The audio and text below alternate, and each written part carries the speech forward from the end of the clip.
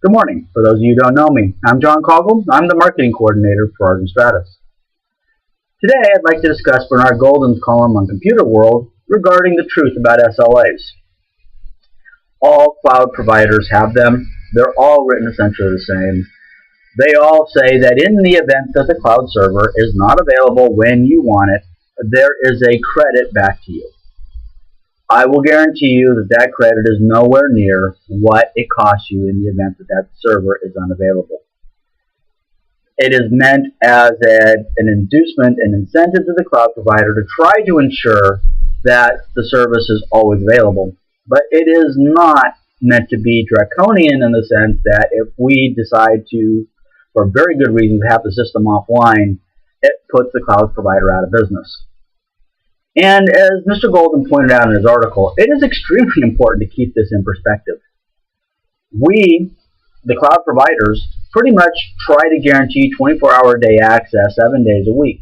We're anywhere, anytime computing. Can you say that about your internal computer system?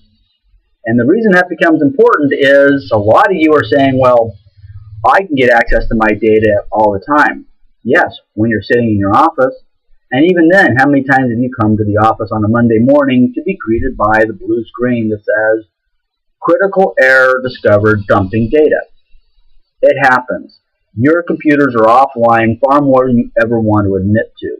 The difference is, from a cloud server perspective, you now have an expectation of anywhere, anytime access.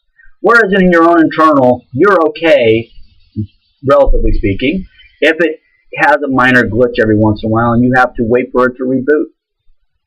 The cloud provider is there to ensure a certain degree of security and accessibility.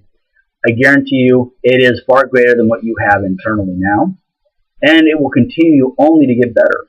But if you are going to compare yourself against the mythical data center on the USS Enterprise that always seems to be there and always talking to Captain Picard, I think we're missing the point.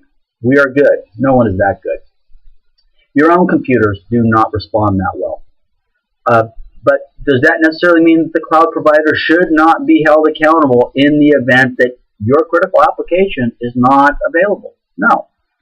Does it do any good to try to put them out of business because you're looking at a cost of $1,000 an hour and they're looking at a cost to deliver of $100 an hour for your business?